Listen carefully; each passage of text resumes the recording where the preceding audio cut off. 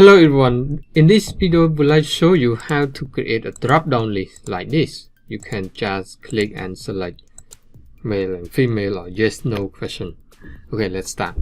So just select where you want, for example right here like this, or you can just drag it later, no problem, and right click, just select it and okay, first just select here, and let me show you another way. When you after you correct it already, go to data and data validation. Okay, in data validation right here we select list. Okay, so just type male comma female.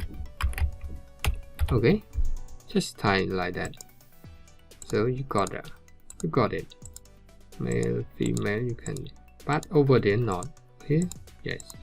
So you just drag it down to where you want, and then you can select anywhere you want on the line, male, female.